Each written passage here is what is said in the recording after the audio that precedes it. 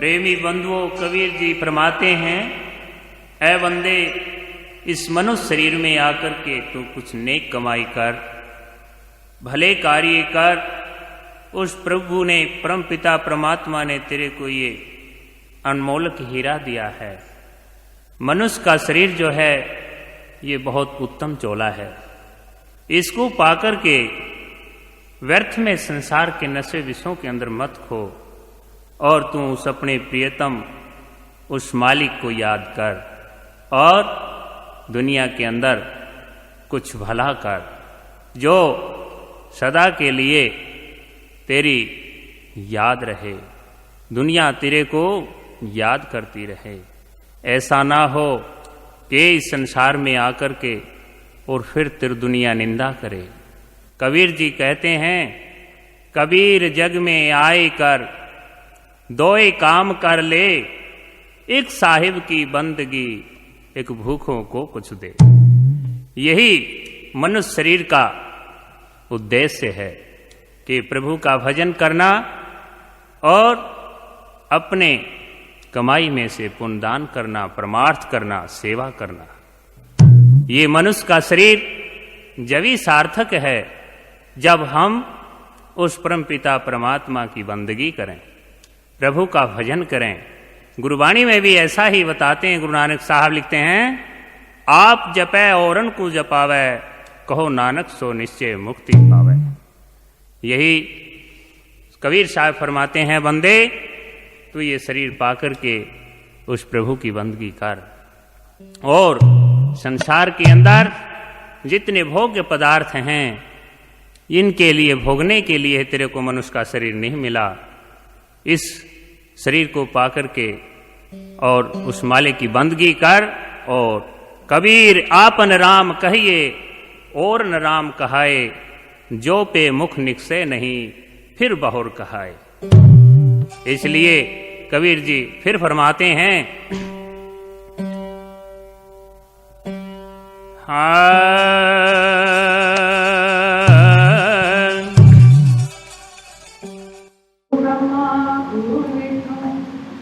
गुरुदेव महेश्वर गुरु साक्षात परम तस्मै श्री गुरुवे।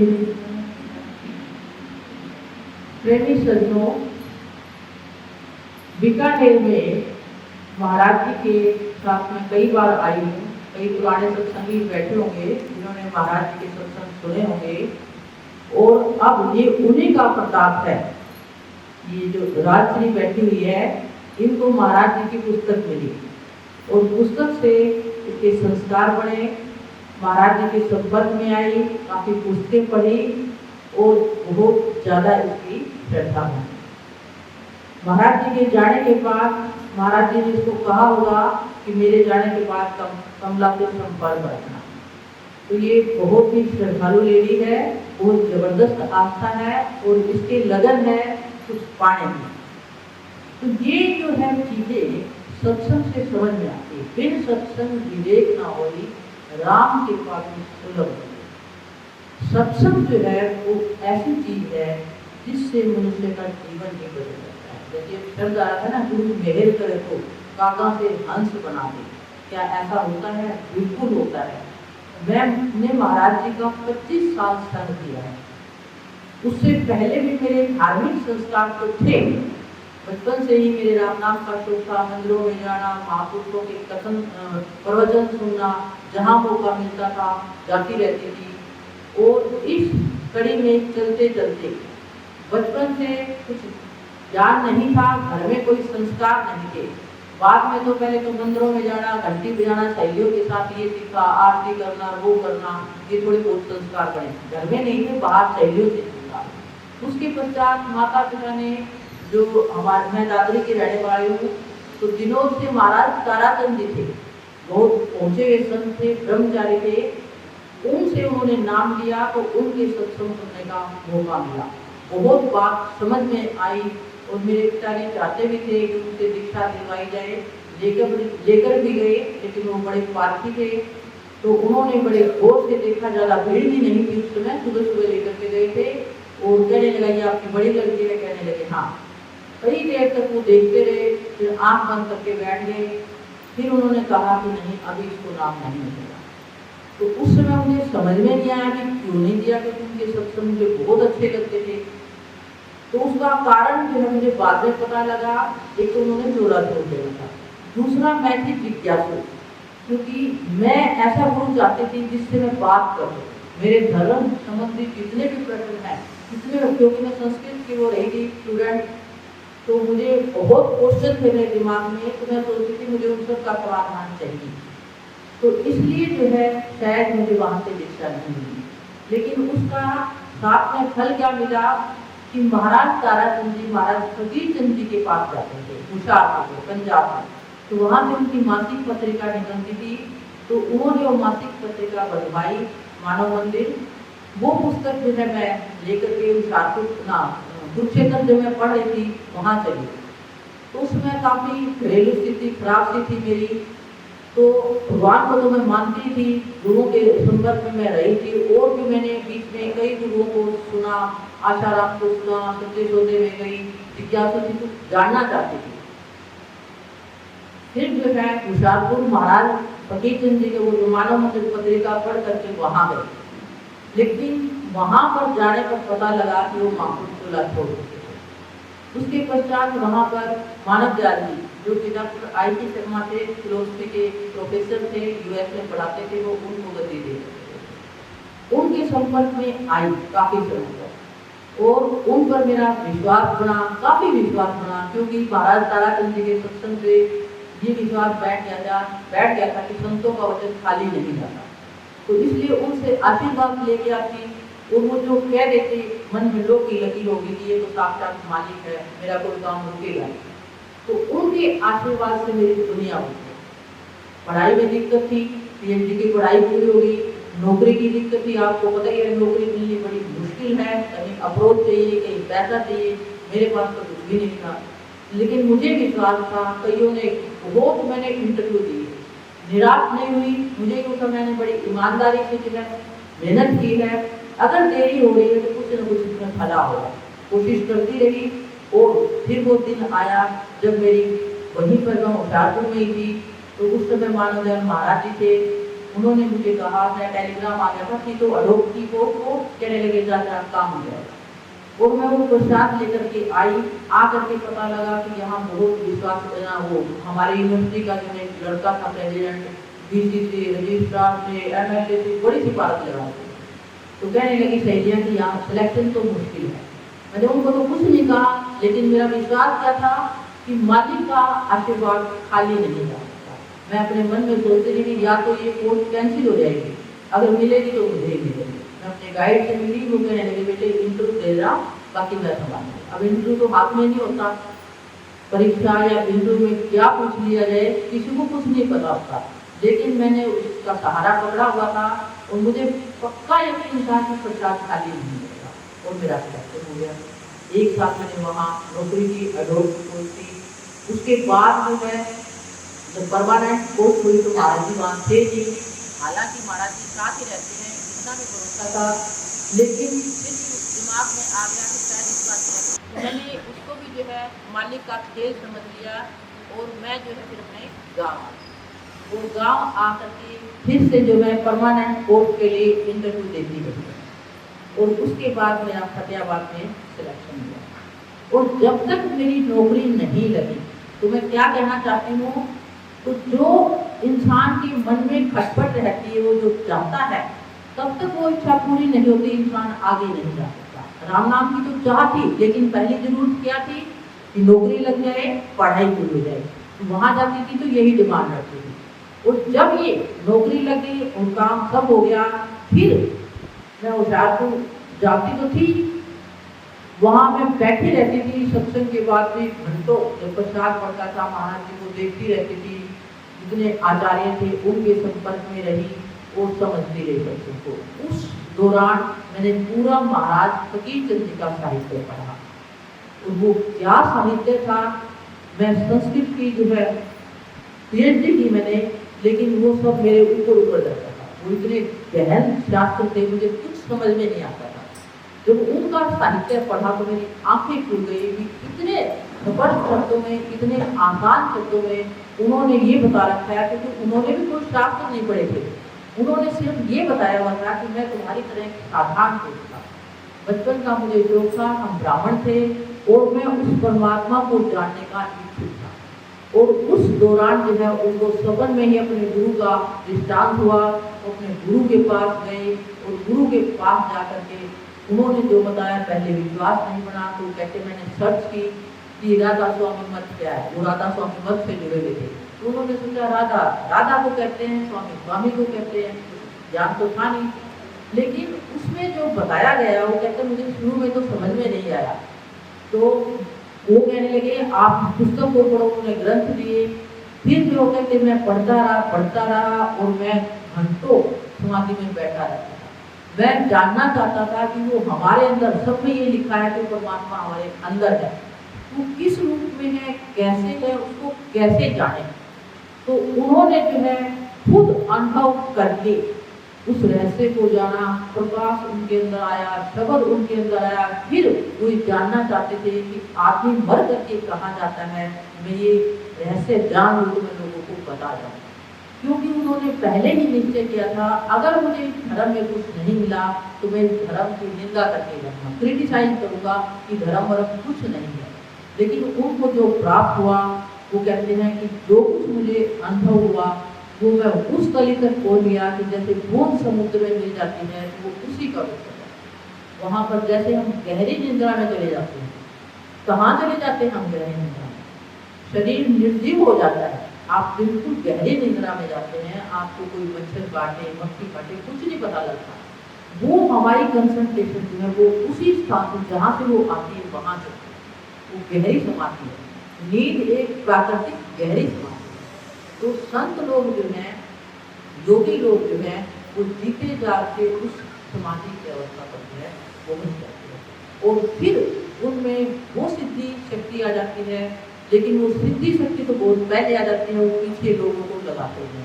महाराज जी के प्रसाद से जितने भी चमत्कार हुए उनका रूप जगह जगह प्रकट होता था, लेकिन वो कहते थे मैं कहीं नहीं जाता। उन्होंने ये सच्चाई जो है लोगों के सामने स्पष्ट रूप से जो है बताया। अब सत्संग में बात समझ में आती, धर्म है क्या। लोग यहीं पर अटके हुए हैं, वो धर्म को असली रूप क्या है।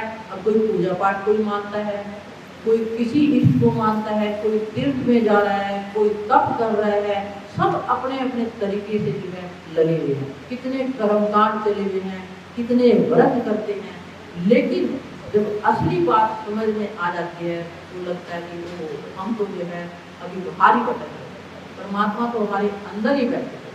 तो जो अनुभवी गुरु होता है वो आपको जो भी बताता है उससे समझ आती है ये धर्म क्या माना है, क्या रहस्य है। तो वो आपको किसी तरह के जो है पंथ किसी में भी चले जाओ, पंथ छुड़ा करके वो कहते हैं वो सब पंथ आपके अंदर ही है, सब तीर्थ आपके अंदर ही है। तो ऐसा उनका सत्संग था। फिर जो है उनसे तो मैं मिली नहीं, लेकिन जब मैं मानव जाल के संपर्क में रही और जब मेरी जिज्ञासा हुई कि मैं भी उस रहस्य को जानूं, जिज्ञासा थी ना, लेकिन उनके ज़्यादा संपर्क में आने पर मुझे लगा कि ये उस स्थिति में नहीं, ज़्यादा नज़दीक रही तो मेरा विश्वास वहाँ से खत्म हो गया, क्योंकि मैंने कुछ ऐसी उनकी कमजोरी देखी तो मेरा विश्वास टिका नहीं। उसके पश्चात जाती तो रही, सत्संग सुनती रही।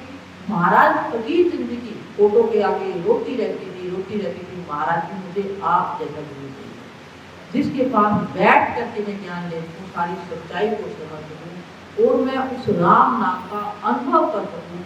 मुझे आप जैसा ही कोई महापुरुष चाहिए।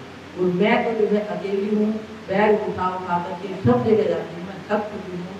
अब जो है आप मेरे जो है दो दुख को मिटाओ, किसी तरीके से जो है मुझे किसी ऐसे महापुरुष से मिला। ऐसी मैंने सच्चे मन से चाह दी, क्योंकि उनकी पुस्तकों में लिखा था जहाँ चाह वहाँ, इंसान की चाह में जबरदस्त ताकत है। तो मैंने ऐसी चाह की। पहले भी मैंने बचपन में जो चाहा परमात्मा को बड़े सच्चे मन से मानती थी, मन में कोई छल कपट हेरा फेरी की, बड़ी सरल स्वभाव की थी, तो जो भी सोचती थी वो हो जाता था। ये पता ही था आदमी के चाल में भी ताकत है, ये तो बाद में ज्ञान हुआ। उसके पश्चात महाराज जी का स्वप्न में मुझे दृष्टांत हुआ। बड़ी बुजुर्ग अवस्था में थे, मैं रो रही थी मैं महाराज जी को उठाते रही, महाराज जी उठो, मुझे आपकी बहुत जरूरत है, मुझे आपकी बहुत जरूरत है। मेरे आंसू के शरीर पर गिर रहे थे, तो उन्होंने धीरे से आंख खोली, उठे और कहने लगे, बेटे घबराओ मत, मैं तेरे लिए आज भी जिंदा हूँ। तो जितना सपना आया वो चल गया, सपना गायब हो गया। किस रूप में है, कैसे है, ये कुछ नहीं बताया। तो उसी आश्रम में मैं जाती रही और वहीं पर महाराज लालचंद वो भी जाते थे, लेकिन मैं उनको पहचान नहीं पाई। वो क्योंकि ये गुरुभाई अपने आप को दिखाते ही नहीं थे। और दूसरा ये स्टेज बनी होती थी विशालपुर में, वहाँ जितने भी आचार्य आते थे वो सब ऊपर बैठते थे। महाराज जी को घुटनों में कोई तकलीफ थी, वो कुर्सी लगा के नीचे बैठते थे। तो मुझे पता ही नहीं चला कि ये भी आचार्य हैं, यानी तो बाकी सब आचार्यों से तो मिल ली थी। हर एक कमरे में जा करके 1-1 बजे तक मुझे सत्संग सुनती थी, शायद यहाँ कुछ मिल जाए, शायद यहाँ कुछ मिल जाए, नहीं मिला। एक दिन इनको सुनने का मौका मिला, तो मैं इनके पीछे पीछे हो गई। तो इन्होंने जो है मेरी तरफ चेहरा किया और कहने लगे, उनको लगा कि लड़की नई है। मैंने कहा, वो कहने लगे आप कहाँ से आए हो? हरियाणा से। मैंने कहा जी। आप जाट हो? मैंने कहा जी। फिर कहने लगे, बेटे जिस काम के लिए तू यहाँ आई है, यहाँ तुझे नहीं मिलेगा। मैंने कहा फिर कहाँ मिलेगा महाराज जी? कहने लगे, मैं गुरुओं की गद्दी पर वो ऊंचा सत्संग नहीं देता, गुरुओं को भी ईर्ष्या हो जाती है। क्योंकि गद्दी तो चलती है, अगर कोई उससे ज्यादा अनुभवी बैठ जाता गद्दी, वो लेना नहीं चाहते थे, उन्होंने गद्दी ली नहीं। जब उनको अनुभव हो गया तो उनको समझ आ गई थी कि मैंने जो है गद्दी पर बैठ करके गुरुवाई नहीं करनी, वैसे गुरु का काम करता। मैं जयपुर जाता हूँ, वहाँ पर तुम आना। तो उसमें फोन तुम्हें एड्रेस लिख करके दिया और मैं पहली बार यहाँ पर शांता के घर में जयपुर में आई, उनके सत्संग सुने और उसके पश्चात सिलसिला जारी हो गया। 2-3 साल तक मैं उनको सुनती रही, वही सत्संग, वही बात। महाराज फकीर चंद जी वाले जो मैंने साहित्य पढ़ा था, वो कोई लालच नहीं, कोई पैसा नहीं लेते थे, किसी भीड़ को पीछे नहीं लगाते थे और ऐसा ऊंचा ज्ञान देते थे। फिर भी जो है विश्वास में टिकाव नहीं हो रहा था, क्योंकि कई जगह भटक चुकी थी ना, विश्वास बढ़ता नहीं है। जो ज्यादा बुद्धि वाले होते हैं ना, उनको विश्वास बढ़ाने में समय लगता है। तो मैं महाराज जी के संपर्क में 3 साल तक रही, जब तक मेरा विश्वास नहीं बना। 3 साल तक मैं विचार करती, जो भी विचार लेके जाती थी उसका जवाब देते थे बिना पाए। मैंने कहा महाराज जी आप मुझे ये बताओ कि आप अंतर्यामी हैं? कहते हैं जो संत महात्मा अंतर्यामी होते हैं। कहने लगे, बेटे मुझे औरों का तो पता नहीं, मैं अंतर्यामी हूँ। मैंने कहा फिर आप मेरे मन की बात कैसे बता देते हैं? कहने लगे, मैं उस धार के साथ जुड़ा रहता हूँ, जो ऊपर से धार आती है। मुझे पहले ही दिन गुरु के पास जाने से नाम की अनुभूति हो गई थी। न मैं ये सोचता कि ये हो जाए, न मैं ये सोचता ये ना हो। तो जो भी भाव से आता है, जिसके जैसे विचार होते हैं, मेरे मुँह से वो सहज में निकलता है और भगत सोचता है कि मैंने किया, मैंने कुछ नहीं किया। ऐसा उन्होंने दिया और मेरे साथ बड़े चमत्कार हुए। जो मैं विचार लेती थी वो चले। फिर एक बार महाराज जी के साथ मैं गई, वो गांव चली गई उनके साथ। मैंने कहा महाराज जी आपके गांव चलूंगी, मैं देख के आऊँगी। तो गाँव चलेगी, टूर करके आए थे। तो उन्होंने मेरे को ध्यान में बिठाया, कहते कुछ बहुत क्वेश्चन पूछते हैं, थोड़ा ध्यान लगाया था। ध्यान में बैठे तो ध्यान बनता नहीं था, मन में वही प्रश्न घूमने लगा कि लगते तो ये महाराज फकीर चंद जी जैसे हैं। तो महाराज फकीर चंद जी ने कहा कि था कि मैं तेरे लिए जिंदा हूँ, लेकिन उन्होंने नाम तो नहीं बताया। लग तो ये वही पूछ रहे हैं, लेकिन अगर वो कंफर्म कर देते तो बात पक्की हो जाती। ऐसे मन में विचार घूमता रहा। थोड़ी देर बाद आंख खुली तो महाराज जी हंसने लगे, कहने लगे, तेरा अगर मेरे प्रति ध्यान नहीं बढ़ जाए तो मेरे गुरु का ही ध्यान कर दिया अगर, मैं वही रूप हूँ। वही बात उनके मुँह से ऐसी थी और मैंने उनको नतमस्तक किया। मैंने कहा महाराज जी आज मुझे पूर्ण विश्वास हो गया है कि आप ही मेरे लिए गुरु के रूप में आए हैं। मुझे महाराज जी ने पहले ही दृष्टांत दे दिया था। और उसके पश्चात एक बात मैंने उनसे और पूछी, विचारों का तो मुझे समझ आ गया था। सत्संग सुनते सुनते सत्संग के समझ, विवेक, ज्ञान, अनुभूति 4 चीज है, तो समझ में आ गया क्या रहस्य है। फिर जो है मैंने उनसे पूछा कि आप सत्संग में कहते हैं कि जिस भी इष्ट को मानते हो उसको पूर्ण मान लो, तो वो आप पूर्णता में ही पहुंच जाओगे। मैंने कहा महाराज जी मैंने तो आपसे पहले मानवजान महाराज जी को पूर्ण माना था, तो मैं तो पूर्णता में नहीं पहुंची। अब गुरु स्थिति में थे ही नहीं, तो मैं आपकी इस बात को कैसे स्वीकार करूं? आप यूँ कहते हो कि जिस भी गुरु को मानो उसको पूर्ण मानो। तो मैंने तो पहली बार भी उनको पूर्ण मान लिया था, क्योंकि मैं तो भटक चुकी थी और मैंने कहा फकीर चंद जी बिठा करते गए हैं तो ये पूर्ण नहीं होंगे, और मैं तो उन पर विश्वास है तो खत्म हो चुका। फिर वो हंसने लगे कहने लगे तू है सच्ची जिज्ञासु, और वो परमात्मा जो है सबके अंदर विराजमान है, वो तेरे अंदर भी विराजमान है। वो देख लेता है कि भगत किस टाइप का है, तू ज्यादा जिज्ञासु थी, उस चीज की ग्राहक थी, तो उन्होंने तेरे को वहां से हटाकर मेरे पास भेज दिया। अगर कोई ऐसे उसी गुरु के साथ, मैंने कहा मान लो कोई महाराज जी उसी गुरु को मानता रहे सारी उम्र, तो कहने लगे विश्वास से काम तो हो जाएंगे, लेकिन वो वहां नहीं पहुंच सकता जहाँ उसको पहुंचना चाहिए, क्योंकि गुरु वहीं तक ले जा सकता है जहाँ तक वो पहुंचा हुआ है। अध्यापक जो है प्राइमरी का अध्यापक प्राइमरी वालों को भी पढ़ा सकता है, ऊपर वालों को नहीं। तो इसी तरह से गुरुओं की कैटेगरी है।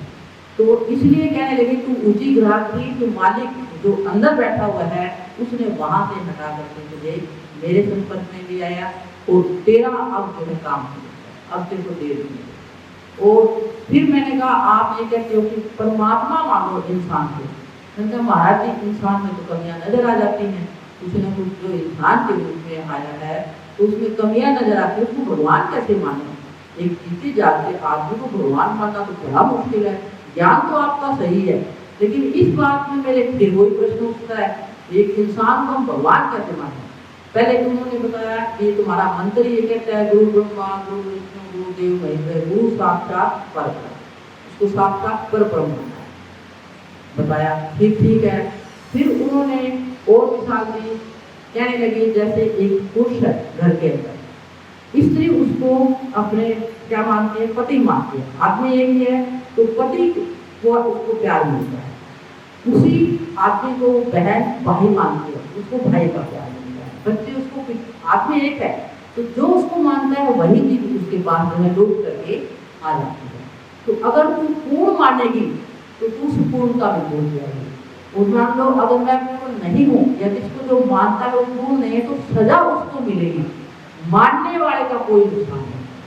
जब ये बात उन्होंने बताई उस दिन से मेरी बुद्धि जो है पूर्णतया निश्चयात्मक हो गई कि अब मुझे कहीं भटकने की जरूरत नहीं है, मेरे सभी प्रश्नों का समाधान हो गया। और मैं उनके जब भी जहाँ भी सत्संग होते मैं उनके सत्संग सुनती रही, उनकी रहनी देखती रही।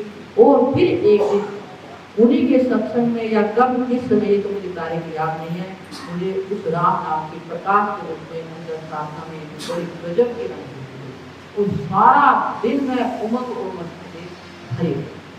तो ये है गुरु की महिमा।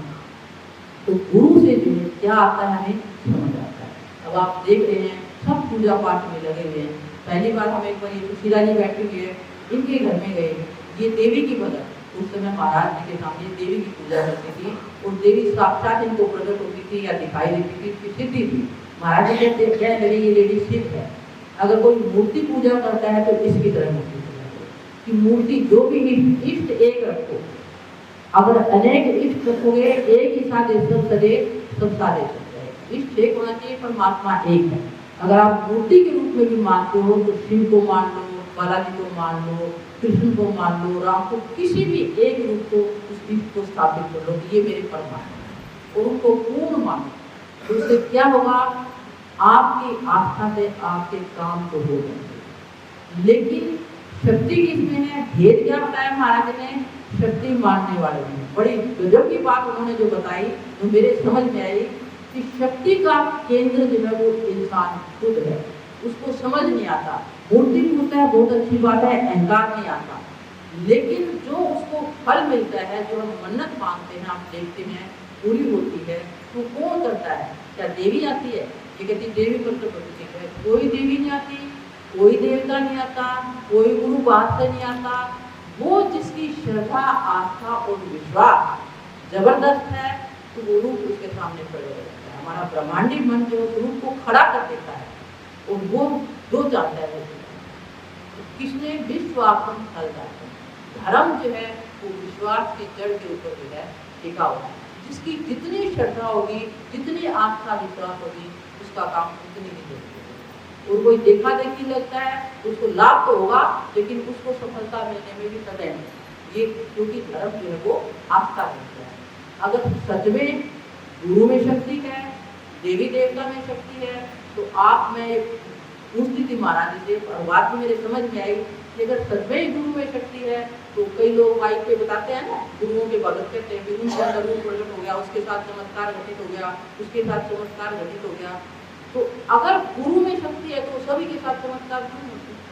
आप सोचो बुद्धि से, क्योंकि गुरु शक्तिशाली है। अगर गुरु को आप मानते हो तो माइक पे बुलवाते हैं, कई कहते हैं गुरु ने ये कर दिया, ठीक है, उनका अहंकार नीचे रहता है, गुरु को सिर पे रखते हैं, अच्छी बात है, लेकिन करने वाला है कौन? अगर कोई ज्ञानी जानना चाहता है इस रहस्य को तो वो शक्ति आपके अंदर, गुरु के अंदर कोई वो नहीं है, उसकी रेडिएशन तो काम करेगी। अगर कोई अनुभवी गुरु स्थान पर पहुंचा हुआ है, धूल धाम का निवासी है, तो उसकी वाइब्रेशन, उसकी रेडिएशन को जबरदस्त असर करेगी। कहते जैसे आप आग के पास पहुंचोगे, चाहे छुओ मत, क्या होगा? हीट तो लगेगी, सेक तो आएगा। पानी के पास जाओगे, हाथ मत डालो, ठंडक तो आएगी।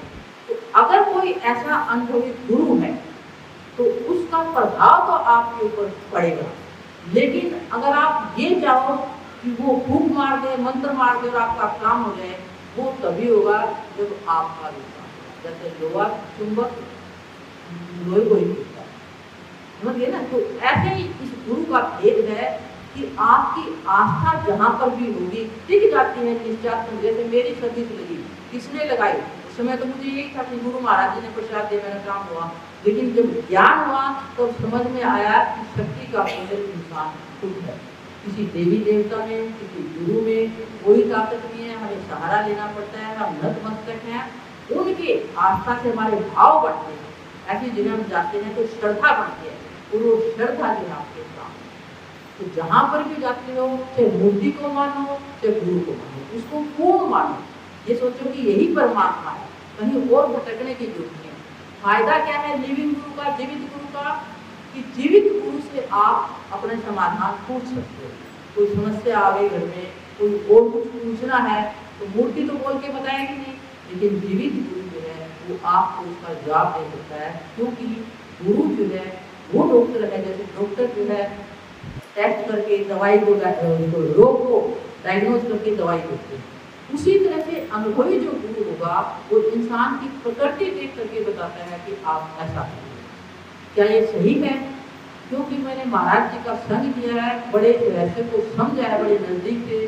महाराज जी के पास संगत आते थे, कई कहते थे महाराज जी मैं बहुत दिन से बीमार हूँ, ठीक ही नहीं हो रही, और विश्वास ही नहीं कर रहा। महाराज जी थोड़ा सा प्रसाद मत्थे लगा के ले बिल्कुल ठीक है। तो कई आते हैं महाराज जी इसी तरह से बीमार हैं, तो कहने लगे डॉक्टर को दिखाया, दवाई ले गया। मैं देखती थी तो मैं तो क्वेश्चन पूछती थी, मैंने कहा महाराज जी ये क्या रहस्य है? उसको तो आपने ये कह दिया जा तू प्रसाद ले ले ठीक हो जाएगी, उसको कह दिया डॉक्टर के पास। मैं तो ये समझी नहीं। कहने लगे बेटे वो विश्वासी है, उसका जबरदस्त विश्वास है, उसका ऐसा विश्वास है कि वो दवाई लेगी ही नहीं अब, और इसको मैं कितना भी कहूँगी डॉक्टर के पास जाएगी, ये जब तक डॉक्टर के धक्के नहीं खा लेगी ना ये ठीक नहीं। वो प्रकृति देख लेते थे क्या ऐसा होता है। उन्होंने एक जगह खुद का उदाहरण दिया, वो कौन सी जगह जाते थे राजस्थान में, मुझे जगह तो याद नहीं है, तो वहाँ पर एक बुढ़ी आती, उसकी सास बहुत बीमार थी और आर्थिक स्थिति ज़्यादा अच्छी नहीं थी।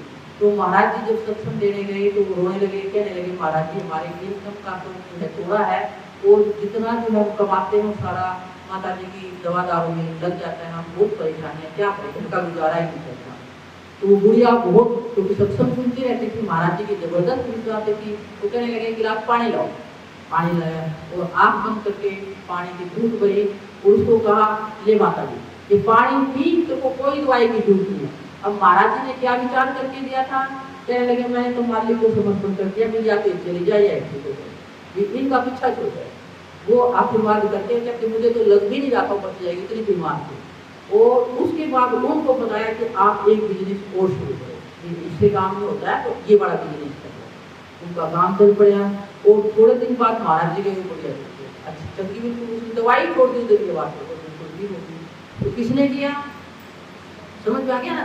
गुरु जो है वो ये समझ देता है कि क्या सही है क्या गलत है, विवेक, समझ के बाद विवेक, हम निर्णय नहीं ले पाते कि क्या सही है क्या गलत है। कई बार घर में समस्याएं आ जाती है ना, और कई बार गुरु के पास भी नहीं जा पाते, तो ऐसी स्थिति में क्या करें कि क्या फैसला लें। तो कई बार कहते हैं कि फोटो दिखाते हैं कि लड़की का साथ करने जा रहे हैं, लड़के का या लड़की का जो भी क्या ये सही रहेगा, डर लगता है ना, आजकल ऐसे ऐसे कांड हो रहे हैं। तो मैंने महाराज जी को शक्ल देख लेते थे, कई बार महाराज जी भी नहीं भी होते तो कई बार मेरे पास भी फोन आते हैं मैंने कहा मैं तो अपना अनुभव बता सकती हूँ। क्या अनुभव? मैंने कहा जब भी जहाँ पर भी जाओ तो उस मालिक को जिसको तुम मानते हो उसको समर्पण करो और ये विचार लेके जाओ, ये मालिक हमारे साथ चलना, अगर ये अच्छा है, संस्कार हमारे लिए शुभ में है, ये रिश्ता हो जाए, नहीं तो फंस जाए, तो कोई ना कोई कारण बनेगा, फंस जाएगा। ऊपर पे छोड़ दिया ना फैसला, तो फैसला गलत होगा ही नहीं। अगर आप खुद समझदारी से करोगे तो फैसला गलत भी हो सकता है, जब हम उसके ऊपर छोड़ देते हैं तो फैसला गलत नहीं होता। तो ये भाव जो है समर्पण भाव आता है। विवेक से जो है अगर हम नहीं समझ लेते तो हम छोड़ देते हैं, मालिक तू जाने जिसमें मेरा भला हो जाए वो काम, इसको समर्पण कर देंगे, या फिर आप जो भी सोचोगे उसका नाम लेकर के उसे क्या क्यों है तो आपको समझ आ जाएगी। और अनुभव फिर असली चीज है, अनुभव। अनुभव के पश्चात तो कुछ बाकी ही नहीं रहता। आप खुद अनुभव करके देखोगे फिर तो मैं कहती हूँ कि आपको दुनिया से धीरे धीरे वैराग होने लगेगा। वो जबरदस्त अंदर का जो रस आता है, अगर आप सोचरत होकर के थोड़ी देर भी आप गहरी नींद से उठते हो तो कितना सुकून महसूस करते हो। जिसको नींद नहीं आती उससे पूछ के देखो, गोलियां ले लेके सोते हैं, अगर गहरी नींद में आप सो जाते हो सब करके तो आपको मजा आता है, बड़े आराम की नींद आती। वो हमारी जो सूरत है, जो होश है, जो चेतनता है, वो वही देता है। तो उसी तरह से जब योगी लोग जो है जब साधना करते हैं तो अपने इस चेतनता को, मनुष्य शरीर 4 तत्वों से बना हुआ है। किस किस चीज से? शरीर, मन, आत्मा और सूरत। शरीर को आप सब जानते हैं, ये शरीर ये जो है जागृत अवस्था में सब इंद्रियां जो है सब चीज अनुभव करती हैं, ये हमारा शरीर है। तो जब जो है हम ऊपर जाना चाहते हैं तो इस शरीर को जो है स्थिर करना पड़ता है। जैसे नींद में हलचल बंद हो जाती है तभी नींद आएगी, जब तक शरीर हिलता रहेगा आपको नींद आएगी नहीं, कहीं खाली हो रहे तो जागते रहोगे। तो धीरे धीरे जब सुस्ती चढ़ती है तो शरीर निश्चल होना शुरू होता है। फिर क्या काम करता है? ये वो है ना सूक्ष्म शरीर, सूक्ष्म शरीर जिसको मन कहा है। शरीर, मन, मन क्या है? सूक्ष्म शरीर। उसमें क्या है? मन क्या करता है? विचार उठाता है, तरह तरह के विचार उठेंगे, आपके संकल्प उठेंगे। तो जो आपके साथ बीती है, कभी भूत में चले जाओगे, कभी भविष्य में चले जाओगे, सारा दिन पर करते रहते हैं ना, तो कभी तो अतीत की बात सोचेगा वो जो आपके साथ बीता है, कभी प्लानिंग करेगा भविष्य की। मन तो या तो पीछे जाएगा या आगे जाएगा, वर्तमान में तो रहता ही नहीं है। वर्तमान में तो नहीं ठहरेगा ना वो, तो पीछे की सोचेगा आगे की। तो विचारों में आप खेलते रहोगे। कई अगर मान लो ज्यादा चिंता में होते हैं तो उनकी रात चिंता में नींद आती नहीं। और कई छोड़ देते हैं तो वो चिंता विचारों से निकल जाते हैं, विचार करते करते करते तो वो सूरज चेतनता वहां से निकल जाती है। फिर वो आत्म पद में आती है जहाँ प्रकाशित होता है। तो नींद में इसका पता नहीं लगता, योगियों को पता लगता है। आत्म पद जो है वो ये कारण शरीर है। यहाँ तक आंख से नीचे नीचे जो का शरीर है ये स्थूल शरीर है, जिसको जागृत अवस्था कहते हैं। यहाँ से लेकर के यहाँ माथे के बाल मिलते हैं, ये जो है मन का मंडल है, जिसको सूक्ष्म शरीर कहते हैं। और इसके पश्चात यहाँ जो बाल मिलते हैं, यहाँ से आत्म पद शुरू होता है। आत्म पद वो है जहाँ पर जो है आपके विचार छूट जाते हैं, तो ये चेतनता प्रकाश में पहुंच जाती है। वहाँ जो है योगियों को प्रकाश दिखता है। और लेकिन ये बात ध्यान रखना, प्रकाश उन्हीं योगियों को आता है, उन्हीं साधकों को आता है जिनका ब्रह्मचर्य है, जिन्होंने अपना शारीरिक और मानसिक ब्रह्मचर्य खो दिया है। वो प्रकाश को उनको हवा भी नहीं लगेगी, क्योंकि प्रकाश बनता किससे है?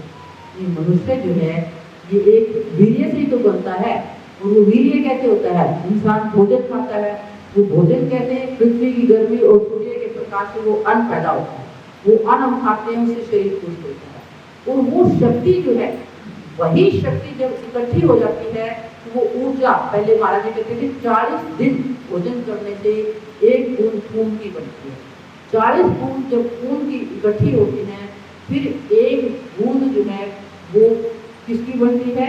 ऊर्जा की बनती है। 40 बूंद ऊर्जा के होने के बाद फिर 1 बूंद वीर्य की बनती है। ऐसे इकट्ठा करके वो बताते हैं।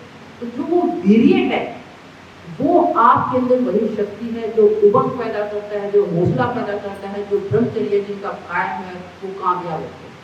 और ये जो है जितने आप होशियार बच्चे देखते हैं जो इधर उधर नहीं गिरते, अपना ब्रह्मचर्य कायम रखते हैं, तो वो कुछ न कुछ पा करके आगे बढ़ जाते हैं, क्योंकि वो शक्ति वही काम करती है।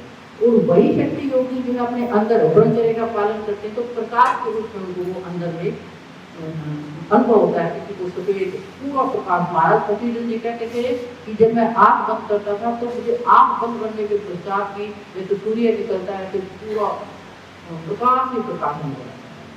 और फिर और आगे जाना चाहते हैं, मैं और आगे तो नहीं जा पाई हूँ, उसमें योगी क्या करते हैं, अपने उस चेतनता को जो है उस प्रकाश के अंदर ही जो है गड़ाए रखते हैं, मतलब उसके अंदर केंद्रित कर देते हैं, उसको मतलब नजर को हटाते नहीं, उसी में घुसने की कोशिश करते हैं। और उसी से फिर उनकी शरत को जो है उनकी चेतनता जो अंदर चली जाती है तो उनको अंधक नाद, जिसको शरत की धार कहा है, वो प्रकट होती है। और उसी धार के साथ में उस अनुभव करते करते करते उस धार के साथ से लोग उस ब्रह्म तक पहुंच जाते हैं, जहाँ जाने के पश्चात सब कुछ दिखता ही नहीं है, ये उसी स्वरूप में जहाँ से आइए वही लौकिक होता है। क्योंकि महाराज कृष्ण जी कहते हैं कि मैंने कितनी बार प्रयास किया कि मैं ये जानूं कि आदमी बनने के बाद कहाँ जाता है, ये चेतनता कहाँ जा करके ठहरती है। तो जब वो उस स्थिति में पहुंच जाते थे जहाँ शब्द में गायब हो जाता था तो बेहोश हो घर वाले रुका करते थे। क्या मतलब, वो चेतनता उसी में जा करके मिल जाती है, जैसे हम नींद के गुरु करते हैं। योगी की जो ये अंतिम अवस्था है, इससे आगे किसी ने ना तो आज तक जान पाया है और ना ही किसी ने कुछ बताया। अगर कोई भी योगी है, मैंने तो जहाँ तक जितना भी जो है पढ़ा है तो वो यहीं तक अध्ययन किया है कि हर कोई अपने आप को जान सकता है इस अनुभव को। बाकी वो परमात्मा जो तटस्थ है, कुदरत है, जिसने सृष्टि का निर्माण किया है, उसका भेद ना तो आज तक किसी ने जाना है ना ही कोई जाना है। अब कई जो है तो सत्संग सुनती रहती थी तो कई ऐसे विषय भी आ जाते हैं। एक बार कोई ऐसे एक महात्मा के पास पहुंचे, नास्तिक था, वो कहने लगे कि आप सत्संग देते हैं, तो पहले तो उसने ये कहा कि भी इतना सत्संग देते हो, हमें तो कोई लगता नहीं किसी में बदलाव। घर वाले भी कह रहे थे कि इतने सत्संग में जाते हैं, कोई बदलाव तो देखने में नहीं मिला। बात तो ठीक है, क्योंकि बदलाव एक दिन में आने वाला नहीं है। कितने जन्म जन्मांतरों के पिछले अभी का जन्म थोड़ी नहीं, पता नहीं कितने जन्म लेके आए हैं, कितने जन्म जन्मांतरों के संस्कारों को धोने में समय लगता है। तो इसलिए धीरे धीरे, और वो भी किसके जाएंगे, जो अपने संस्कारों को खत्म करना चाहता है, जो कुछ पाना चाहता है। कोई तो देखा देखी समय पास के लिए चले जाते हैं, उनमें तो कोई बदलाव आएगा ही नहीं। कई सच में ही बदलना चाहते हैं, किसी को तो आप हम पढ़ाते रहे हैं, कोई बच्चा तो टॉप कर जाता है, कोई पास होता है, कोई फेल, क्या ऐसे है। तो जिसकी जैसी पकड़ होगी वो उसको उतना ही जो है पकड़ पाता है। तो वो कहने लगे कोई शब्दों का फर्क नहीं पड़ता। तो उस महात्मा ने उसको गाली देनी दी, तो दुष्ट है, तो ऐसा है, तो माँ कपड़ा नहीं क्या बोलता। आपको महात्मा बनाया किसने, मैंने एक छोटी बात कही है और इसी पे आपको गुस्सा आ गया, आप गाली गलौज कर रहे हो। कहने लगे अभी तो आप कह रहे हो शब्दों को कोई फर्क नहीं पड़ा, तेरे को तो भी पड़ गया। तुम तो कह रहे हो सत्संग के शब्दों का कोई प्रभाव नहीं पड़ता, तो तेरे में तो अभी 2 शब्दों से हो गया, कैसे नहीं पड़ेगा। तो सत्संग का जो असर होता है वो जरूर पड़ता है, उसमें आने से लाभ होता है। फिर उन्होंने एक कहा किसी ने और कि भगवान को अगर आप दिखा दो तो मैं मानता हूँ, हम नहीं मानते भगवान नाम। कहने लगे आप क्या करते हो, कहने लगे मैं ईयर स्पेशलिस्ट हूँ, कान का डॉक्टर हूँ। अच्छा कान का डॉक्टर हो, तो कल आपकी बात का जवाब होगा। तो उन्होंने एक पेशेंट अपना दिखा, महात्मा ने, कहने लगे पहले मेरे पेशेंट को ठीक करके लाओ, फिर मैं आपकी बात का जवाब दूंगा। कहने लगे ठीक है। तो पेशेंट को ले गया, अच्छे से जांच की, उसको सुनाई नहीं देता था बिल्कुल भी। तो उसने देखा भी उस पेशेंट के तो कान में पर्दा ही नहीं है। वो आया, आकर के कहने लगे कि गुरु जी इसके तो ये तो ठीक हो ही नहीं सकता, तो नहीं हो सकता भी। कहने लगे इसके कान में पर्दा ही नहीं है, पर्दा नहीं है तो तू डॉक्टर है, तेरे पास इतने औजार पर्दा लगा दे। कहने लगे ऐसे कैसे हो सकता, जब भगवान ने नहीं दिया। तो तू ही तो कह रहा भगवान है ही नहीं, जब दिया नहीं तो अब कहाँ से भगवान नाम की चीज आ गई। अरे वो कोई शक्ति है, कोई शक्ति तो है जिससे सृष्टि चल रही है, वो चाहे 1 मिनटों में वो कर सकता है। कई जो है उसको चैलेंज करते हैं, तो कईयों को तो भगवान उसी टाइम सबक सिखा देता है। मैं तो बचपन से ऐसे किस्से पढ़ती रहती थी, मेरा जबरदस्त विश्वास था। कल्याण पढ़ती थी, एक में ऐसे लेख आया हुआ था, एक जगह दुष्ट था, उसने एक जो है खरगोश के बच्चे को पकड़ लिया और एक हाथ में पत्थर पकड़ लिया। कहने लगे भक्तों को इकट्ठा करके, कहने लगे मैं देखता हूँ तुम्हारा भगवान इसको कैसे बचाता है। अगर भगवान नाम की कोई चीज है तो मेरे हाथ से इस खरगोश को बचा करके दिखाए। उसने एक हाथ से जो पत्थर पकड़ा, एक हाथ में उसकी गर्दन पकड़ी, जोर से ऐसे मारा तो खरगोश तो छूट गया उसका। नहीं कर लो। भगवान को कोई चैलेंज कर सकता है क्या? क्योंकि उसके 100 हाथों 1 मिनट में आदमी को ऊपर से नीचे जमीन पे ले आता है, 1 मिनट में पलट देता है। इसलिए कोई शक्ति है जो परमात्मा को चला रहा है, वो परमात्मा तो सबसे अलग है, जिसका एक खेल है, उसका खेल आज तक किसी को समझ नहीं आया। तो इंसान योगी क्या कर सकते हैं? वो साधना के द्वारा अपने इस जीवन में जब अनुभव कर लेते हैं तो उनकी चिंता फिकर सब दुख शांति हमेशा शांति में रहते हैं। क्या ये शांति मिलती है? मैं कहती हूँ आप थोड़ी देर मन को केंद्रित तो करके देखो, क्षणिक ठहर के तो देखो, विचारों को छोड़ दो, थोड़ी देर ये आज्ञा कर पर यहाँ पर आओ, अपने आप बंद करके 10 मिनट 15 मिनट अभ्यास करके देखो। तो जब यहाँ पर आने के पश्चात किसी को भी मान लो, किसी मंत्र को जप लो, कुछ भी करो, आप यहाँ जो है जब करोगे तो आपके अगर विचार हट जाएंगे थोड़ी देर के लिए, तो उस समय जो आपको अनुभव होगा वो गजब, उससे आपकी विल पावर बढ़ जाएगी। जो आप सोचोगे वो बहुत जल्दी हो जाएगा और शक्ति आपकी जागृत हो जाएगी। फिर महाराज जी इसलिए कहते थे, उन्होंने किसी को नाम नहीं दिया। क्यों नहीं दिया? क्योंकि लोग नाम तो ले लेते हैं लेकिन वो ध्यान लगाने लग जाते हैं तो ध्यान बढ़ने भी लग जाता है, अंदर की गंदगी नहीं जाती। उससे क्या होगा? जो मन के विकार है वो बढ़ जाते हैं, कामी है, क्रोधी है, वो लालची है, वो सब उसके बढ़ जाएंगे। महाराज जी मिसाल देते थे कि जैसे किसान खेत में फसल बोता है तो फसल के साथ घास फूस होता है, अगर उसकी लड़ाई ना की जाए तो क्या होगा? घास फूस बढ़ेगा, उसकी लड़ाई करनी जरूर है। तो इसी तरह से मन की सफाई करनी बहुत जरूर है। साथ साथ जो है अपने आप को इस योग्य बनाओ कि हम उस परमात्मा को जानें। इसके लिए जो है हमें सबको महाराज जी ने ये बताया कि पहले इस घर को जो है स्वर्ग बनाओ। अब लोगों को घरों में ही सुख शांति नहीं है, हर घर में आजकल उपद्रव है, आपस में मन मुटाव है, एक दूसरे को देख के राजी नहीं, अंदर अंदर कूदते रहते हैं, ईर्ष्या द्वेष मन मुटाव, सास बहू की नहीं बनती, पति पत्नी की नहीं बनती, बच्चे कहना नहीं मानते, तो उस घर में क्या हो? आप सोच के देखो।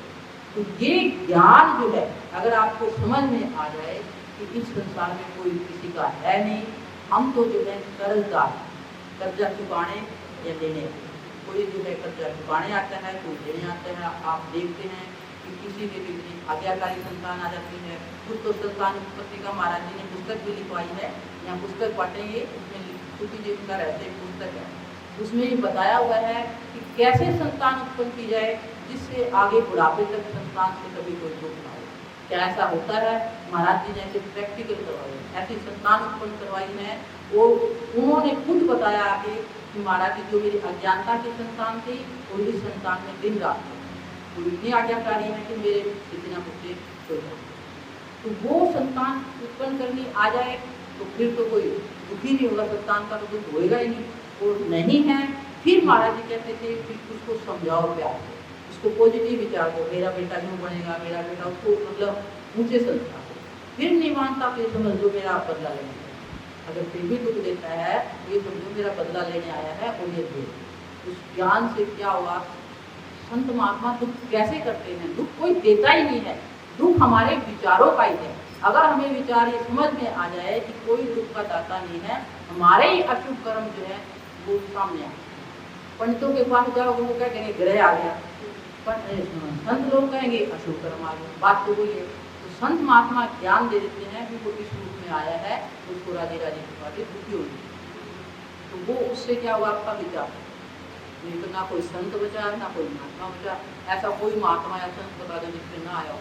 आप कितने पढ़ते हैं, स्वामी राम पूजा का उसका कितनों के कैंसर हो गया, किसी को कोई तकलीफ हुई, तो तकलीफ सबके आती हैं, लेकिन संत महात्मा में ये कहते हैं प्रारब्ध भोगने के लिए आते हैं। 3 प्रकार के करना, प्रारब्ध तो हम लेकर ही आते हैं, किसका कहाँ जन्म होना है वो मालिक जो है उसी के अकॉर्डिंग हमारी आत्मा आती है। जहाँ हमने चुकाना है लेना देना है वहाँ पर हमारी आत्मा को जो है जन्म देती है। और उसके पश्चात जो है क्रियमान कर्म हो जाता है। प्रारब्ध जब तक रहेगा तब शरीर रहेगा, लेना देना करना साथ साथ आपके क्रियमान कर्म हो जाते हैं। क्रियमान कौन से हैं? जो आप कर रहे हो। तो इन कर्मों से छुटकारा कैसे हो सकता है?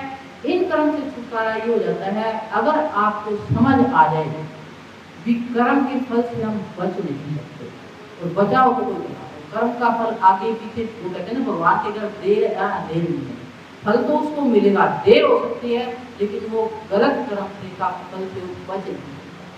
तो उसके फल से बचने का एक ही उपाय है कि केवल ये समझ के करो कि मैं तो अपनी ड्यूटी कर रहा हूँ, जितना मेरे से हो सकता है कि मालिक आगे आप एक निमित्त मानकर निष्काम भाव से अगर आप कर्म करते हो तो फिर आप कर्म के उस बंधन से जो है बच सकते हो। ये जो आपको गीता में भी इसमें बताया हुआ है, कर्म योग बताया हुआ है, ज्ञान योग बताया हुआ है, और क्या कहते हैं कर्म योग, भक्ति योग, ज्ञान योग, 3 प्रकार के कर्म। तो भक्ति योग में तो क्या है, भक्ति योग में तो कुछ करना ही नहीं है, समर्पण कर दो, तू जाने जैसे मीरा की बगल सब कुछ, जहर भी पी गई, मालिक का प्रसाद समझ करके जहर भी पी गई, क्यों? उसने टोटली उस परमात्मा को समर्पण किया। ये भक्ति योग है। भक्ति योग में आपकी जो सूरत है, आपकी चेतनता जो है वो एकदम जो है ऊपर से, वो इतने प्रेम से, जैसे माँ का बच्चे के प्रति प्रेम होता है, वो कुछ भी करने के लिए तैयार बच्चे को होता है, उसी तरह से अगर हम परमात्मा को समर्पण कर देते हैं तो परमात्मा आपका हमेशा रक्षक रहेगा, चाहे कभी वो आपको, क्योंकि आपने उसको सौंप दिया है। प्रहलाद बोले थे कि क्या करो, आज के युग में भी ऐसे होते, मेरे साथ खुद हुआ है। एक बार तो ऐसी घटना घटी तो मैंने कहा भैया तो परमात्मा नाम की कोई चीज नहीं है, उससे मैंने महाराज जी को कहा था, महाराज जी कोई चमत्कार दिखाओ, तो ऐसा चमत्कार दिखाया, मैंने कान पकड़ ली, महाराज जी आज के बाद चमत्कार, रक्षा तो मेरी हो गई, जबरदस्त मेरे साथ खेल हुआ। और उस समय मुझे विश्वास हो गया कि वास्तव में अगर मालिक को सच्चे मन से याद किया जाता है तो इस तरीके से वो अंत जो है उसको सौंप देते हैं। तो उसकी कर्म योग क्या है? कर्म योग ये है कि आप उस योग को, मतलब काम को योग बना दो। क्या मतलब? जो भी काम करते हो आप उसमें खोए रहो, ये परमात्मा का काम है, मेरा काम है, उसको याद करते करते जो भी काम करते हो आपका और कोई विचार ना रहे, विचारों में खेलते रहोगे तो इसका मतलब कर्म उसमें ध्यान नहीं आता। जैसे आप खाना बनाते हो, खाना बनाते घर पे कोई बात होगी तो अंदर क्या विचार घूम रहे हैं, सास ने ये कह दिया, उसने कह दिया, पति ने कह दिया, विचार तो घूम रहे हैं और बना रहे हैं खाना, तो खाना भी बढ़िया नहीं बनेगा और साथ में नया। तो कर्म योग में है, जिस भी कर्म को इंसान करता है उस कर्म में इतना हो जाए कि उसको कोई चीज याद है तो पूरी सफलता। ये वैज्ञानिक जो है ये क्या करते थे, ये कर्म योगी कैसे बनते हैं? क्योंकि इनकी जो है जो चीज को ये खोज करना चाहते हैं तो उस खोज के लिए इनकी कंसंट्रेशन एकाग्र हो जाए उसी कर्म में, जिसको ऐसे बदलना है तो वही विचार करता रहता है, चलता रहता है, मन एकाग्र हो जाता है। और मन की एकाग्रता से कर्म में खोगे ना, उसी कर्म में और कुछ विचार ही नहीं आता तो नया कर्म करता है। जितनी भी ज्ञान की खोज है इसी उसी मन की एकाग्रता की खोज है। जो त्रिपुटी का है ये साधन है, त्रिपुटी में ओम नाम का बताते हैं, तो उसमें साधक, साधन और साध्य तीनों एक हो जाते हैं। तो उसमें मन बिल्कुल एकाग्र हो जाता है, जिस चीज को करना चाहता है तो उसमें खो जाता है। तो ये कर्म योग है, कर्म कार्य की कुशलता ही योग है। किसी भी कार्य को करते हो तो उसको इतनी दलीलता से करो योग है। तो ये भक्ति योग, कर्म योग, ज्ञान योग। ज्ञान योग तो ये बताई नहीं मैं, ये अगर समझ में आ रहा है, लेकिन समझना बहुत मुश्किल है। भगवान अर्जुन को कृष्ण ने 3 योग बताए, लेकिन अर्जुन के फिर भी समझ में नहीं आया। तो अंत में भगवान ने क्या कहा? सर्वधर्मान् परित्यज्य माम एकं शरणं अहं त्वां सर्व पापेभ्यः मोक्षयिष्यामि मा शुचः। तू कुछ भी नहीं कर सकता तो क्या कर, सब धर्म को छोड़ के मेरी एक शरण ले, मैं तेरे सब पापों से मुक्त करूंगा। क्या खेल है? अगर तुम भी कुछ नहीं कर सकते तो वही बात महाराज फकीर चंद जी ने कही थी कि तुम्हारे से कुछ भी नहीं बनता, उनको विसाधन अभ्यास नहीं बनता, ये नहीं बनता, हमारे से तो विचार ही नहीं करते। तो कहने लगे कुछ नहीं कर सकते तो यहाँ खोपड़े में एक वीतराग को, वीतराग को जो अनुभवी महापुरुष है, इससे बड़ा कोई महापुरुष हो नहीं सकता। उसको हमेशा ये रखो कि वो मेरे साथ है, वो मेरे अंश है, 24 घंटे उसकी जो है हमेशा इस साथ एहसास महसूस कि वो मेरे जो उसको सौंप दो टोटली मालिक की शरण में आ जाए। कोई आपका बाल मानता है, कोई शरणागत अवस्था है, अंत में ध्यान। ये कई तरह के जो है ये योग, तो कई अभियोग करते हैं इसको पाने के लिए। आपने देखा है मनोयोग है, भक्ति योग है, कर्म योग है, सब ये उस परमात्मा को पाने के लिए। असली चीज जो है आपके अनुभव से आपको होना चाहिए, क्योंकि मुख्य चीज जो है अनुभव है। तो उस सत्संग से मैं तो अपना बताती हूँ कि हमारे भी संस्कार नहीं थे। हम तो जाट परिवार से थी मैं, और वो भी हरियाणा की। हरियाणा की तो बोली इतनी अक्खड़ है, बोलना ही नहीं आता।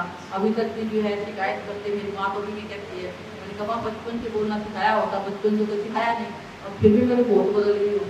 मेरी माँ कई बार कहती थी महाराज जी को, ये लड़की बहुत अच्छी है, मेरी बहुत सेवा करती है, लेकिन बोलती बड़ा कड़वा है। तो महाराज जी मुझे डांटते थे कि तेरी माँ की शिकायत आई तो मेरे पास नहीं। अरे माँ से बड़ा कोई गुरु नहीं होता, पहले गुरु तो माँ बाप है, उनको तो हम पूछते नहीं है, और फिर बाहर आश्रमों में जाके गुरुओं को पूछते हैं। तो महाराज जी कहते थे उनको कुछ नहीं है। जो घर में अपने बड़े बुजुर्गों को, अपने माँ बाप को नहीं पूछते, उनके आज्ञा का पालन नहीं करते, और गुरुओं की जाकर के सेवा करते ना आश्रम में, वो कोरे के कोरे रहेंगे, जबकि जिन्हें पूरी उम्र लगा कुछ नहीं मिलने वाला। क्योंकि पहली ड्यूटी उनकी वो है जिन्होंने जन्म दिया है, वो आपके माँ बाप है, उनकी जिन्हें आज्ञा पालन। ये महाराज जी ने सिखाया, फिर सिखाया कि विचार अच्छे रखो, कुछ नहीं कर सकते। ये आपका जो लोक बनेगा ये आपके विचारों से, जैसे आपके ख्याल से, जैसा ख्याल वैसा।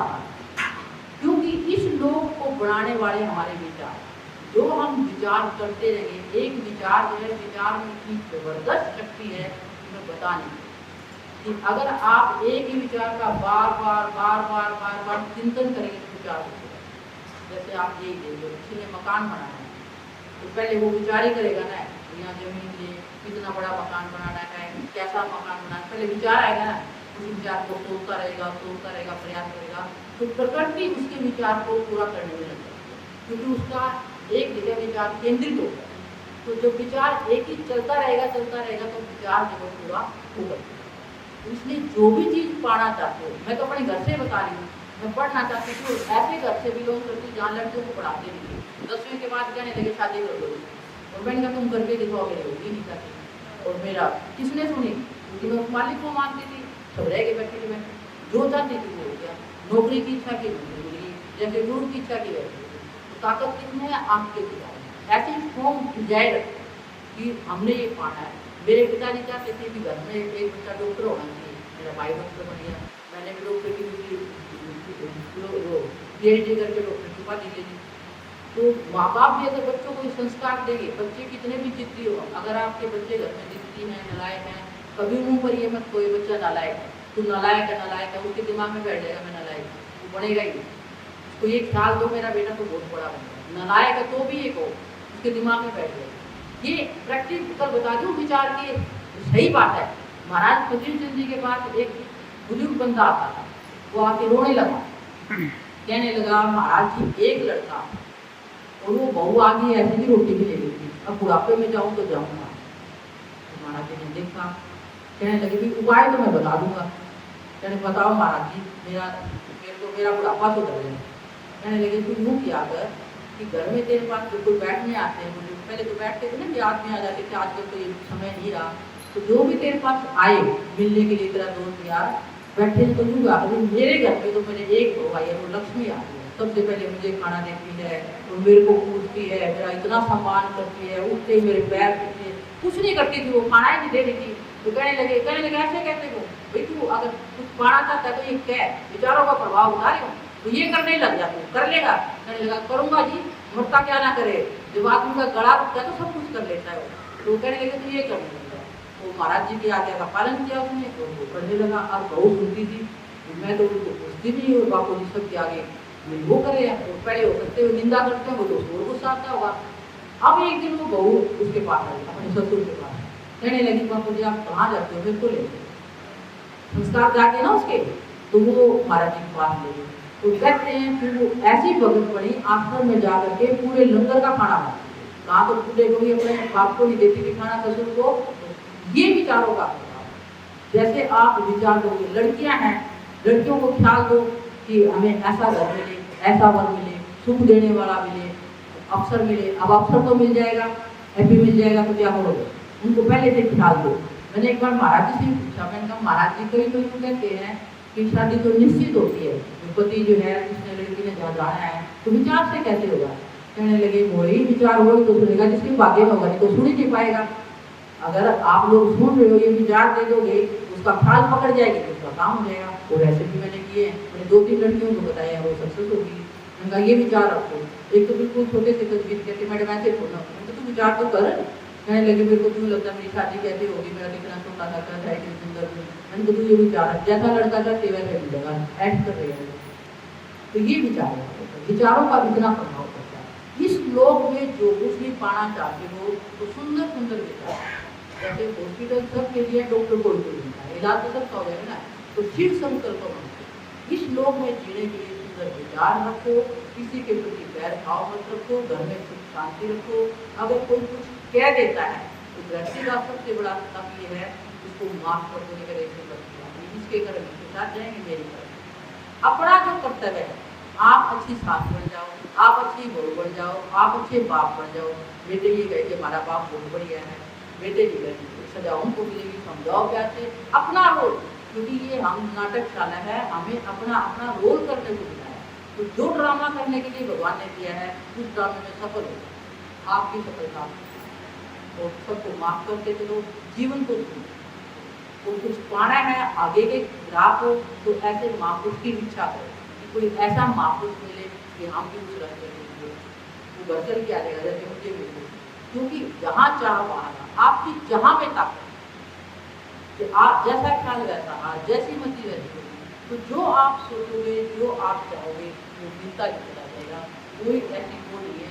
अब हम देखते बुराइयाँ हैं, कहते कि हम क्या करें, हमने तो इतना किया रिटर्न करते हैं, नहीं किया तो हो पाएगा, बदला करते हैं ना। महाराज जी कहते हैं गुण कराए गुणों, किसी के अंदर ऐप मत देखो। हम देखते हैं ऐप। अभी मैं आते आते पढ़ रही थी, व्हाट्सएप खोल लिया मैंने तो एक किस्सा आ गया, वो भी सुना रहे थे, लंबा हो रहा है। तो वहाँ एक सुंदर स्त्री खड़ी थी, तो उस स्त्री ने बड़े सन्यासी को कहा कि मैं तैरना नहीं जानती, आप मेरी मदद करो, ये नदी मुझे पार करवा दो। तो उसने कहा भी कैसे, फिर से दोबारा फिर कहा, पहले तो जवाब नहीं दिया, फिर उसने प्रार्थना की। उसने कहा मैंने इतने वर्षों से तप किया है, मेरा ब्रह्मचर्य कायम है, मैं इसकी को स्पर्श करूंगा तो मेरा ब्रह्मचर्य खत्म हो जाएगा। तो उसने आगे किया। उसके पश्चात वो जब नदी पार करके गया तो उसने मुड़ करके देखा तो छोटा सन्यासी क्या कर रहा था, उसने औरत को पीठ के ऊपर ला रखा था और उसको तैरना आता था और तैर करके उस औरत को उसने पार कर दिया। तो जब जो है पार करके वो औरत को छोड़ करके जब आगे चला तो वो जो बड़ा सन्यासी था वो अंदर ही अंदर कोड़ रहा था, इसने जो एक सुंदर स्त्री के चक्कर में अपना तप भंग कर दिया, ब्रह्मचर्य भंग कर दिया, ये ऐसा है वैसा है, मतलब उसको अंदर ही अंदर गुस्से से भरा हुआ था। तो जब वो नजदीक पहुंचा तो उसने उसको बात नहीं की, तो समझ में ना आया इसको क्या हो गया। वो बेचारा, उसके दिमाग में कुछ भी नहीं, वो तो बेचारा मदद करके आया था। फिर बड़े सन्यासी के पैर में एक कांटा टूट गया, खून आने लगा। उसने कहा भाई साहब मैं कर देता हूँ, गुरु जी का जो भी का यूट्यूबर में छोटा था, मैंने कहा नहीं तो मुझे हाथ मत लगता। ऐसे करते करते फिर भी हैरान और ऐसे करते करते उस आश्रम में पहुंचे। तो आश्रम में वहाँ उनकी ठहरने की व्यवस्था हुई, तो ठहरने की व्यवस्था में उन दोनों को एक ही जगह ठहरा दिया। तो जब जो है वो रात को अकेले गए तो उसने बड़े ने जो उसको डांटा, कहने लगा तू तो गया काम से, कहाँ गया तेरा ब्रह्मचर्य, तो एक स्त्री के चक्कर में ये आ गया, तूने उसकी सुंदरता को देख करके तू वो हो गया, अपना ब्रह्मचर्य खो गया। वो कहने लगा मुझे लग रहा है कि मेरा तो ब्रह्मचर्य नहीं है लेकिन आपका खत्म हो गया, आपके दिमाग से अभी तक वो स्त्री निकली नहीं, मेरे को मैं तो भूल भाल गया, मैंने तो उसकी मदद की तो मुझे तो उस स्त्री का ख्याल भी नहीं है और आपके अंदर से वो स्त्री अभी तक निकली है, तो ब्रह्मचर्य तो आपका खत्म हुआ है। मतलब क्या है, बुराई को हम अंदर से स्थान देते हैं, अगर अंदर में बुराई नहीं तो आपको बुराई दिखेगी नहीं, जैसी दृष्टि वैसी जैसे नजर जैसा चश्मा पहनोगे ना वैसा ही दिखेगा। अब मैं महाराज जी के साथ रहती थी, कईयों को लगता था कि ये तो महाराज जी के साथ अकेली रहती है, कई हमें बड़ी बुरी नजर से देखते थे। मैंने किसी की परवाह नहीं, मुझे अपना काम करना था, मैंने कभी किसी की परवाह नहीं की। समाज को किसी को देने नहीं देता। अरे दृष्टि है इंसान की, जैसी नजर है जिसने बुराई देखेगा उसको बुराई दिखेगी। और उसके अंदर महाराज कहते थे अगर किसी के अंदर कमियां देखते रहोगे ना ज्यादा, वो कमियां आपके अंदर आने की, जिसको आप झूठा कहोगे एक दिन झूठे कुछ बोलना पड़ेगा। ये सच्चाई बता रही हूँ, जिस चीज का आप चिंतन करते हो ना वही तो कह रही हूँ। अगर झूठा करोगे तो झूठ बोलने में मजबूर हो जाओगे। तो इसलिए कोशिश ये करो, अच्छाई देखो, जिसके अंदर देखो उसके अंदर अच्छाई देखो, अच्छाई आपके अंदर आने की। मेरे ख्याल से मैंने काफ़ी सत्संग दे दिया है, फिर भी अगर किसी को कुछ पूछना हो तो पूछ सकते हैं। तो सज्जनों, ये जीवन जो है बड़ा मूल्यवान है, बड़ा कीमती है। कहते हैं पता नहीं कितने योनियों के पश्चात ये मनुष्य जन्म मिलता है। उसको सफल बनाओ, इस लोक को सुंदर बनाओ, फिर आगे के वो कमाई करो जो आगे दान पुण्य से, शुभ कर्म से ये चिंतन किया करो कि हमने कोई ना कोई शुभ कर्म जरूर करना। किसी भी तरीके से सेवा भाव से मदद करके, किसी भी तरीके से पहले चैरिटी बिगिंस एट होम, पहले अपने नियर डियर की करो, परिवार में कोई जरूरतमंद है उसकी मदद करो, फिर जा करके आप मदद करो, पहले अपने आस पास देखो करो। इन्हीं शब्दों के साथ सभी को राधा। हरि भजन बिना सुख नाही रे, हरि भजन बिना सुख नाही रे। नारी क्यों बीरथा भटकाई रे, हरि भजन बिना सुख नाही रे, हरि भजन बिना सुख नाही रे। नारी क्यों व्यर्था भटकाई रे, हरि भजन बिना सुख नाही रे, हरि भजन बिना सुख नाही। काशी गया रे दो वारे का जावे, काशी गया रे दो वारे का जावे, चारे धाम तीरथ फिर आवे, चारे धाम तीरथ फिर आवे।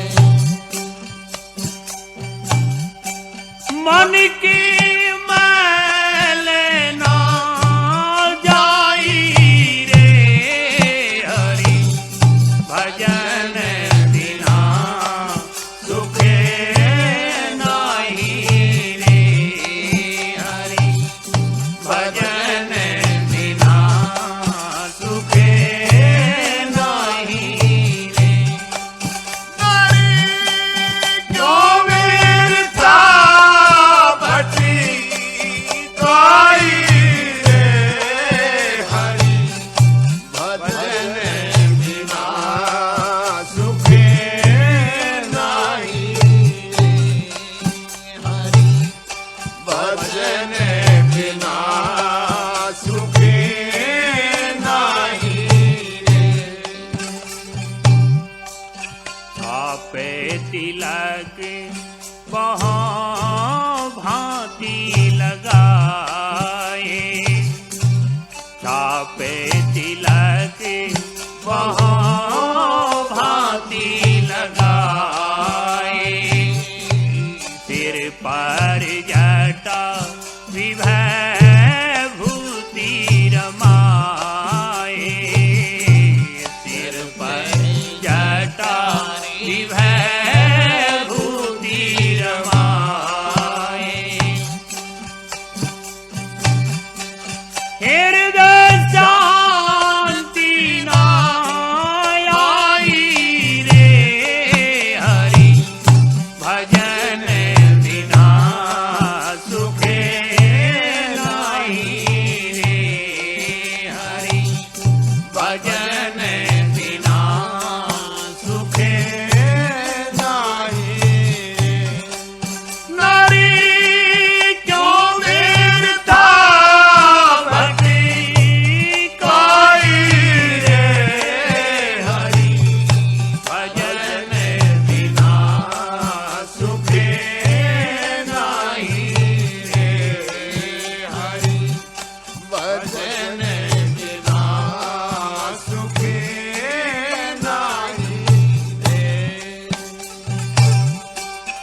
वेद पुराणे पढ़े वो भारी, वेद पुराणे पढ़े वो भारी, खंडन मंडन उमरे गुजारी, खंडन मंडन उमरे गुजारी।